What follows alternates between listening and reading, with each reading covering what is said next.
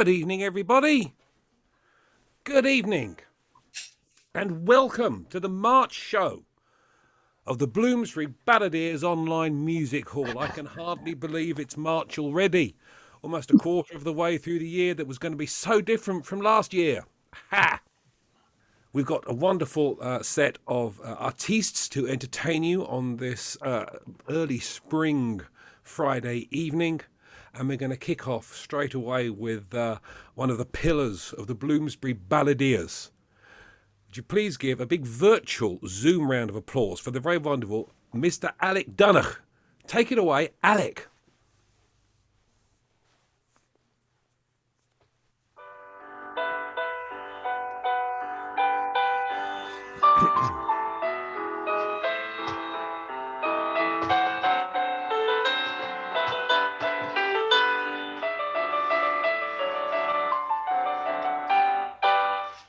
No doubt to see me you'd think I am a millionaire by the clothes I wear.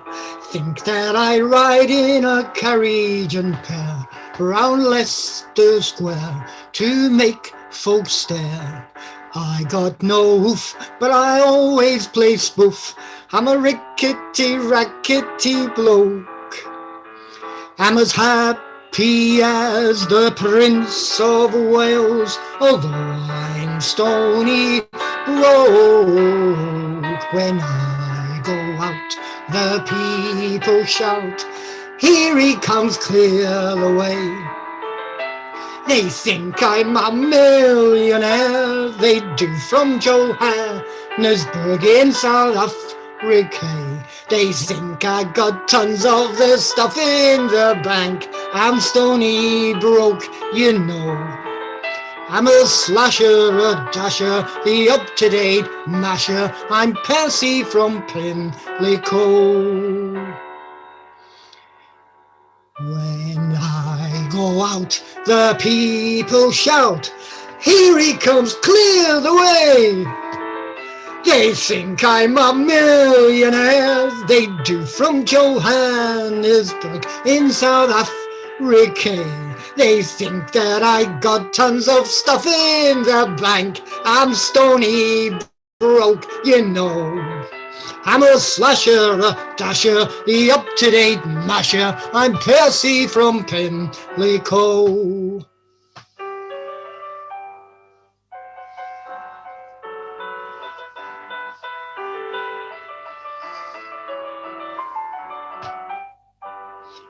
Each night you'll see me stroll the Strand. I look at dawn with my topper on. People all stare as I stroll along. They shout, "What ho, where's he sprung from?" I never eat at Romano's, you know. I never dine at the Cry. You'll see me munch my sausage and mash at Harris's on the sly. Go out, the people shout, "Here he comes, clear the way." They think I'm a millionaire, they do, from Johannesburg in South Africa. They think that I got tons of stuff in the bank. I'm stony broke, you know. I'm a slasher, a dasher, the up-to-date masher. I'm Percy from Pimlico. Percy from Pimlico.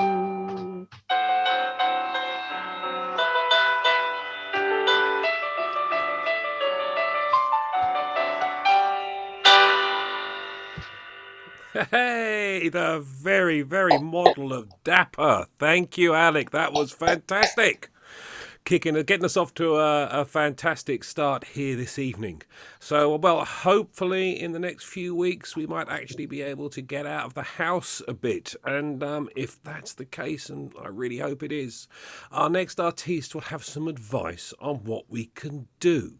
So let's have a big Bloomsbury Zoom virtual round of applause, please, for the lovely Miss Faye Maughan. Faye Maughan.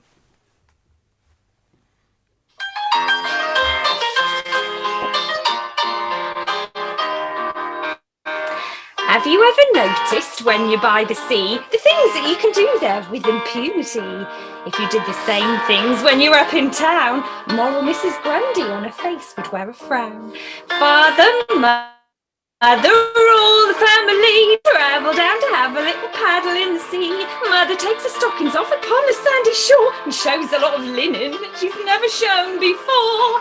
You can do a lot of things at the seaside that you can't do in town. Fancy seeing Mother with her legs all bare, paddling in the fountain in Trafalgar Square, bobbing up and down in the water, 'twould make the policeman frown. You can do a lot of things at the seaside that you can't do in town. Watch them at the seaside there upon the sands. Percy and his sweetheart hold each other's hands. All among the crowd there they will sit and spoon, like a pair of turtle doves upon a honeymoon. There they loll beside the briny blue, cuddled up together till you can't tell who is who. Canoodling and kissing with a crowd of people there. No one seems to notice them and no one seems to care. You can do a lot of things at the seaside that you can't do in town. Fancy couple sitting in the strand all day, cuddling and kissing in the seaside way. Percy tickle-licking Polly, her hair all falling down. You can do a lot of things at the seaside that you can't do in town. Goodbye, hubby darling, whispered Mrs. Brown. Went off to the seaside, leaving him in town. When she reached the seashore, very strange to say, she met a chap she used to know before her wedding day. All that week, they used to go about. Every day he'd call for her and used to take her out. Arm in arm together, they would walk along the shore, and every night he'd see her home and kiss her at the door. You can do a lot of things at the seaside that you can't do in town. He saw her with her husband up in town one night. She bowed and passed him by just as a stranger might. He only gave a sly wink this time, and so did Mrs. Brown. You can do a lot of things at the seaside that you can't do in town. Hey, thank you, Faye. Thank you so much. Lovely stuff there from Faye Maughan. Last time I was at the seaside, I was only down in Margate. I saw a shark. Yeah, proper shark. Selling Coca-Cola for £4 a tin. Next artiste for this evening is me.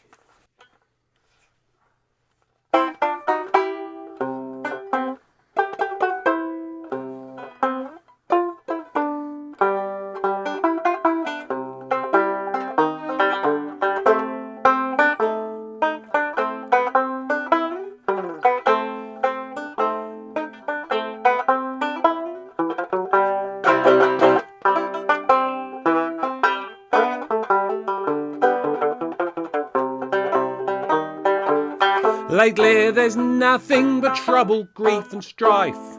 There's not too much attraction about this bloomin' life. Well, last night I dreamt I was bloomin' well dead. When I came to me funeral, I bloomin' well said, look at the flowers, bloomin' great orchids. Ain't it grand to be bloomin' well dead? Look at the coffin, bloomin' great handles. Ain't it grand to be bloomin' well dead? I was so happy to think that I'd popped off. I says to this bloke with a nasty hacking cough, look at the blackers, bloomin' great horses. Ain't it grand to be bloomin' well dead? Look at the bearers, all in their frock coats. Oh, ain't it grand to be bloomin' well dead? Look at their top hats, all polished with Guinness. Oh, ain't it grand to be bloomin' well dead? Some people there were praying for me soul. I said it's the first time I have been off the dole. Look at the mourners, bloomin' well sozzled. Oh, ain't it grand to be bloomin' well dead? Look at the children, bloomin' excited. Ain't it grand to be blooming well dead? Look at the neighbours, blooming delighted. Oh, ain't it grand to be blooming well dead? Spend the insurance, I murmured for Alec. You know that I won't be with you going back. Look at the missus, blooming well laughing. Oh, ain't it grand to be blooming well dead? Look at me sister, blooming new hat on. Oh, ain't it grand to be blooming well dead? Look at me brother, blooming cigar on. Oh, ain't it grand to be blooming well dead? We come from clay and we all go back, they say. So don't sling a brick, that might be your Auntie May. Look at me grandma, blooming old A-bag. Oh, ain't it grand to be blooming well dead? Look at the florists, counting their profits. Ain't it grand to be blooming well dead? Look at the lawyer, reading the will out. Oh, ain't it grand to be blooming well dead? Taxes and rents I will have no need to pay. I have dodged them by blooming well snuffing it. Hooray! Look at the landlord, blooming old miser. Oh, ain't it grand to be blooming well dead?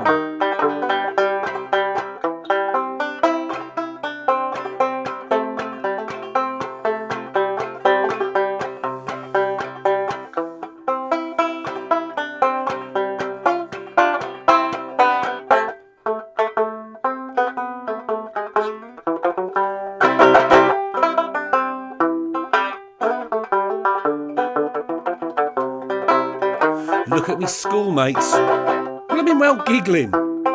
Ain't it grand to be blooming well dead? Look at the earthworms, blooming well wriggling. Oh, ain't it grand to be blooming well dead? All my old chinas, I saw them standing round, and I said as they gently lowered me in the ground, look at the tombstone, granite with knobs on. Oh, ain't it grand to be blooming well dead? And now it's all over, look at them scarpering. Oh, ain't it grand to be blooming well dead? Look at the weather, blooming well raining. Oh, ain't it grand to be blooming well dead? Then I awoke with a really shocking start, and I found me in bed with the missus on me arm. I got the cat in, baby was screaming. Oh, ain't it grand to be blooming well dead? Thank you very much. So, keeping up with the rather macabre tone that we've managed to reduce the evening to already, I'm delighted to welcome our next guest with a salutary tale. Would you please give a big virtual Zoom round of applause for Miss Fiona Slater. Fiona Slater! Ooh. Ooh. No doubt my appearance will fill you with awe, though a ghost I will do you no harm. I'm only the ghost of a mother-in-law. It will give you no cause for alarm. I'm haunting as something that some call a man, though I don't wish to frighten or make a fuss.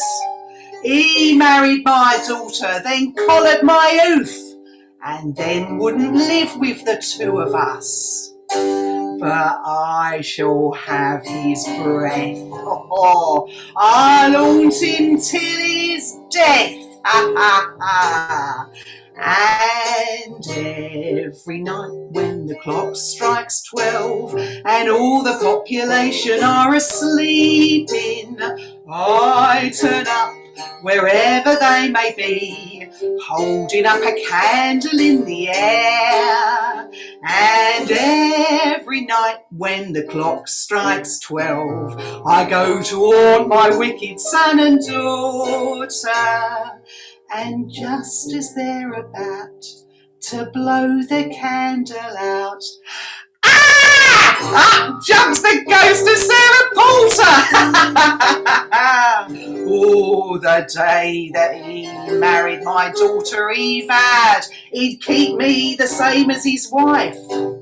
He touched me for all the spare cash that I had and promised he'd keep me for life. Well, they hadn't been married much more than a month when he starts backing horses and loses. So he touched me and touched me and touched me again till I was one mass of bruises. Oh, but now I'm on his track.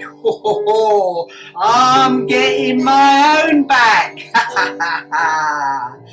And every night when the clock strikes 12 and all the population are asleep, I turn up wherever they may be, holding up a candle in the air. And every night when the clock strikes 12, I go to haunt my wicked son and daughter. And just as they're about to blow the candle out, ah! Up jumps the ghost of Sarah Poulter!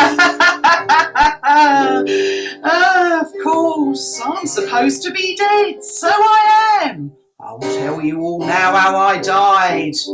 I was murdered one night for the sake of me oof. I out of a window was shied. I alighted at first on a wide windowsill and bounced off a pot of geranium. As dead as a doornail they found me next morn, with a flower pot stuck in me cranium. But as I lay in the mud, I swore I'd have his blood. And every night when the clock strikes 12 and all the population are asleep, I turn up wherever they may be, holding up a candle in the air. And every night when the clock strikes 12, I go to haunt my wicked son and daughter. And just as they're about to blow the candle out, ah! Jumps the ghost of Sarah Poulter!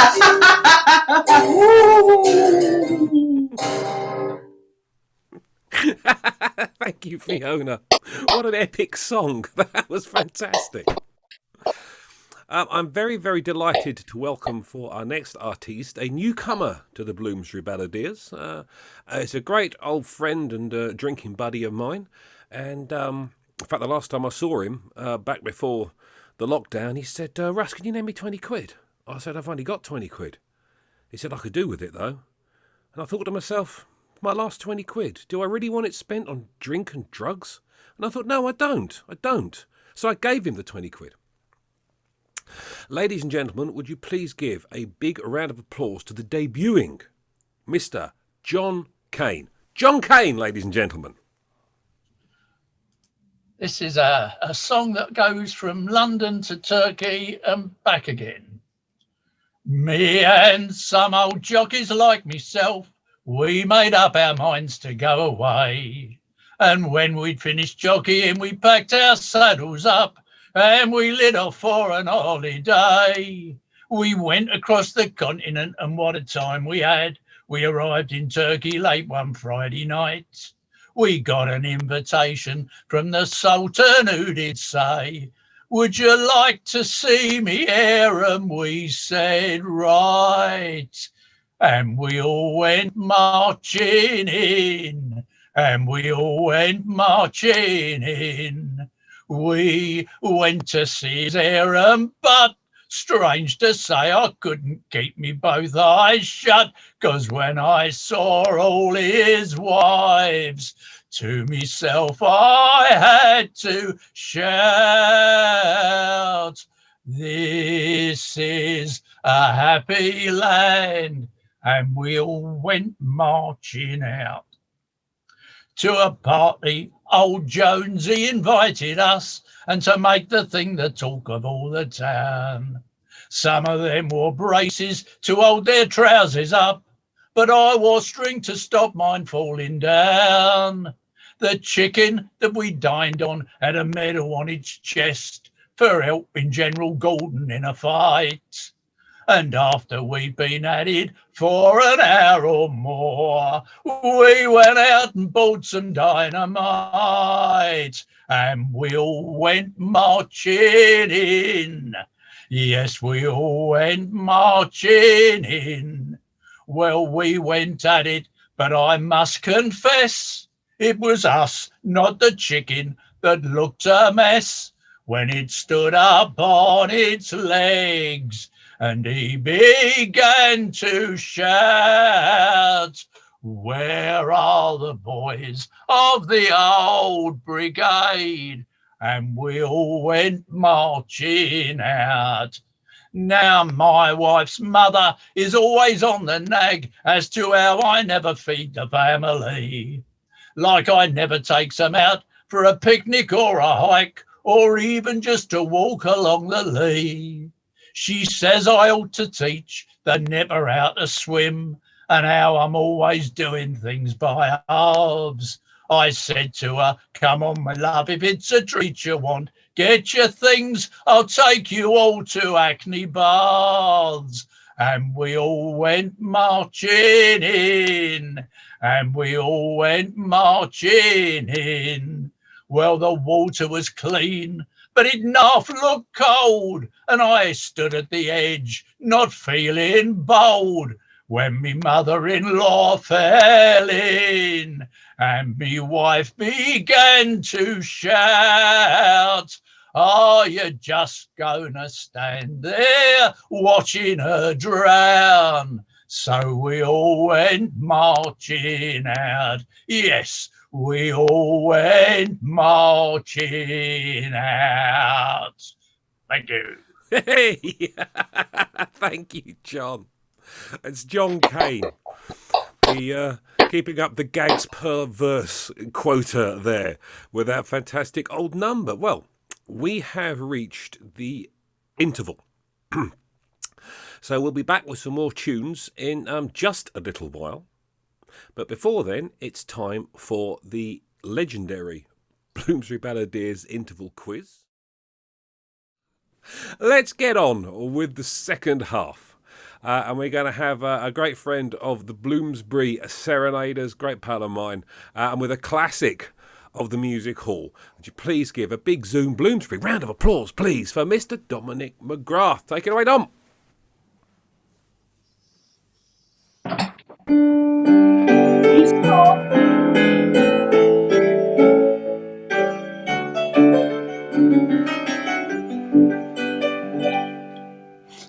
Once I was happy, but now I'm forlorn, like an old coat that is tattered and torn, left in this wide world to fret and to mourn, betrayed by a maid in her teens.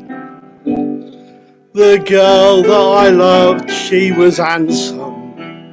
I tried all I knew her to please, but I could not please her 1/4 so well as that man upon the trapeze. Fly through the air with the greatest of ease, a daring young man on the flying trapeze. His movements were graceful, all girls he could please, and my love he purloined away. This young man by name was Signor Bonus Slang, tall, big and handsome, as well built as Chang. Where'er he appeared, the hall loudly rang with ovation from all people there. He'd smile from the bar at the people below, and one night he smiled at my love. She winked back at him and she shouted, "Bravo!" as he hung by his nose up above. He'd fly through the air with the greatest of ease, that daring young man on his flying trapeze. His movements were graceful, all girls he could please, and my love he purloined away. One night I, as usual, went to her dear home, found there her mother and father alone. I asked for my love and they soon made it known, to my horror, that she'd run away. She'd packed up her box and eloped in the night with him, with the greatest of ease. From 2 stories high he had lowered her down to the ground on his effing trapeze. He'd fly through the air with the greatest of ease, that daring young man on his flying trapeze. His movements were graceful, all girls he could please, and my love he purloined away. Some months later on I went into a hall, saw there a bill upon the wall, a bill in red letters which did my heart gall, that she was appearing with him. He taught her gymnastics and dressed her in tights to help him to live at his ease. I stood there dumbfounded as up in the lights it's her upon the trapeze. She floats through the air with the greatest of ease. You'd think her a man on the flaming trapeze. She does all the work while he takes his ease, and that's what's become of my love.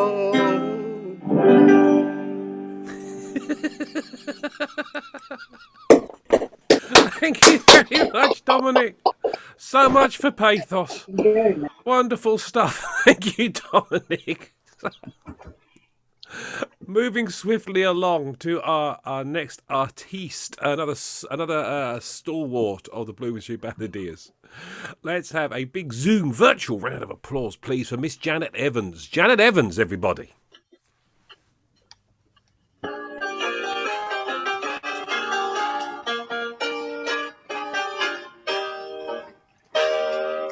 You ladies who are married to a widower, I fear, may often hear your husband talk of his departed dear. Perhaps he'll make comparisons between yourself and she. But there, don't be offended. Just take this advice from me. Don't you worry if your hubby tells to you all of the wonderful things that his first wife used to do. Don't start crying, or you are a silly cat. Grab him by the whiskers, swing him round the room and say, "Did your first wife ever do that?" Don't you worry if your hubby tells to you all of the wonderful things that his first wife used to do.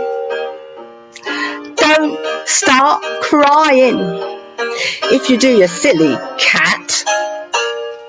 shove him out of bed, look down on him and say, "Did your first wife ever do that?"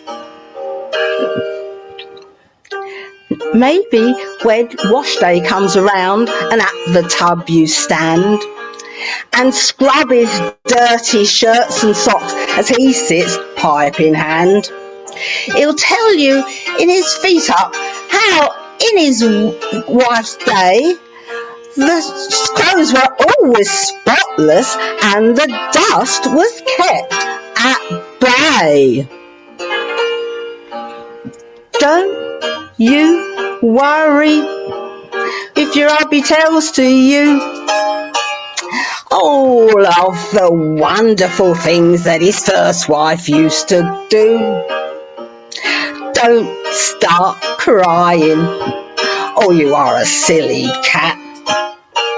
Stick him in the wash tub, wring him out and say, "Did your first wife ever do that?"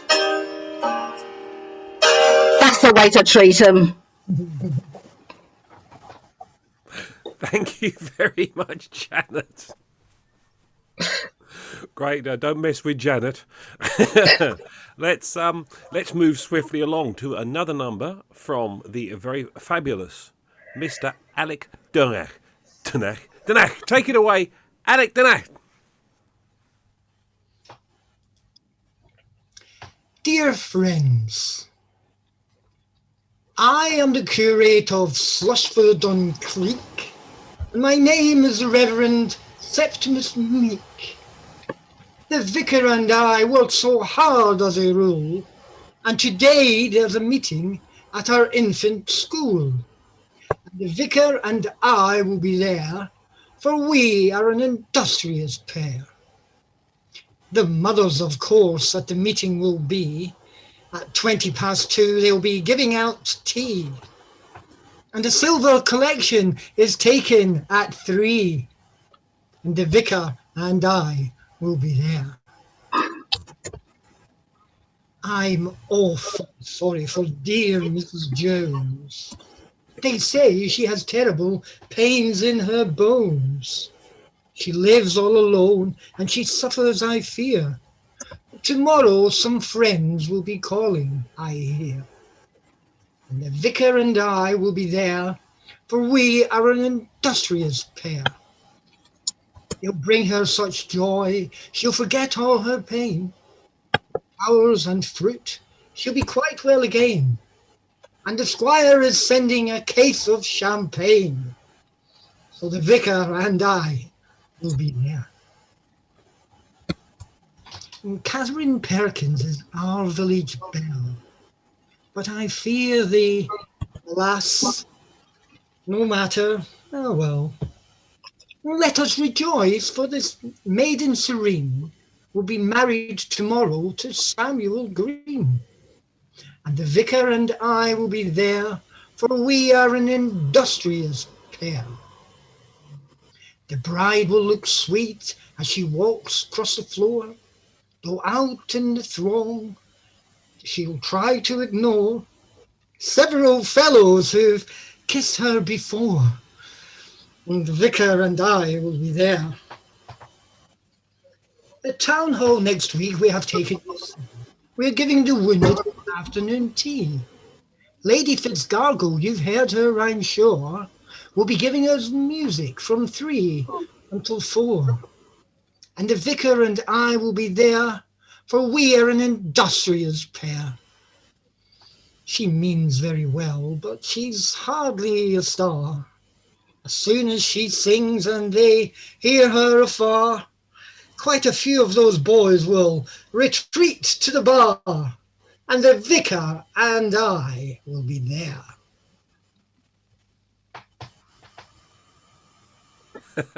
Thank you, Alec. Thank you very much. I actually understand that Alec once actually did take holy orders. He became a monk at one of those monasteries, one of those orders of monks where they maintain a vow of silence, and the rule was you could only speak once every 10 years. And Alec was telling me that he got to the first 10 years, and the Father Superior said to him, well, Alec, you may speak. Do you have anything to say? And Alec said, my pillow's a bit hard. It's killing my neck. Do you think I could have a softer pillow? And they said, the Father Superior said, yes.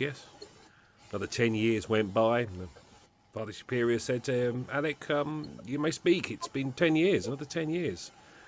Alec said, do you think you could make the porridge for breakfast a little bit hotter? It's very bland and mild. It'd be nice if it was a bit warmer. The Father Superior says, certainly. Another 10 years passes. Father Superior says, it's now another 10 years, Alec. You may speak. And Alec said, I'm thinking of leaving the order. I'm not really sure it's working out for me. And the Father Superior said, well, I think that might be for the best. You've done nothing but complain since you got here. So, we have come to the last artiste of the evening. So, we're going to have another number. Give it up. Give a big round of applause as we have another number from the splendid Miss Fiona Slater. Big round of applause. Take it away, Fiona. Thank you, Russ.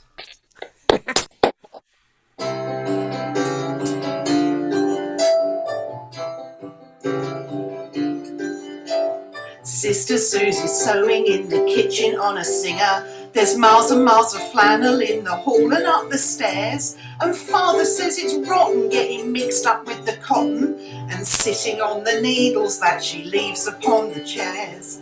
And if you knock at our street door, Ma whispers, come inside. And if you ask where Susie is, she says with loving pride, Sister Susie's sewing shirts for soldiers. Such skill at sewing shirts our shy young Sister Susie shows. Some soldiers send epistles saying they'd sooner sleep in thistles than the saucy soft short shirts for soldiers Sister Susie sews.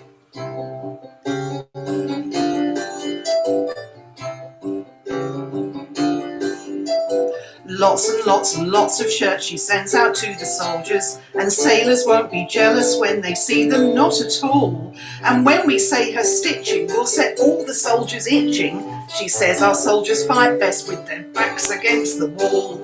And little brother Gussie, he who lisps when he says yeth, says where's the cotton gone from off my kite? Oh, I can guess. Thifter through the throwing shirt for soldiers. That skill at throwing shirts are shy young thifter through the shows. Some soldiers then did pistols, saying they do not sleep in thistles. And the saucy soft short shirt for soldiers Sister Susie sews. Right, join in the next chorus with me. Here's the words for you. Sister Susie's sewing shirts for soldiers. Such skill at sewing shirts our shy young Sister Susie shows. Some soldiers send epistles saying they'd sooner sleep in thistles than the saucy soft short shirts for soldiers Sister Susie sews. And again, double time. Sister Susie sewing shirts for soldiers. Such skill at sewing shirts our shy young Sister Susie shows. Some soldiers send epistles saying they'd sooner sleep in thistles than the saucy soft short shirts for soldiers Sister Susie sews. Oh, that was brave, Fiona. That was brave. And unfortunately, with great sadness, Fiona brings us to the end of our programme for this evening. So I'd like to ask for a big round of applause for all of our artistes this evening, for Fiona, Ian, Alec, Janet, Dominic, John and Faye. I don't think I've left anybody out. Give them a big round of applause, and also make sure you give yourselves a big round of applause. It's fantastic that we've had such a wonderful turnout tonight, and always remember that if you've enjoyed yourself half as much as we have, then we've enjoyed ourselves twice as much as you.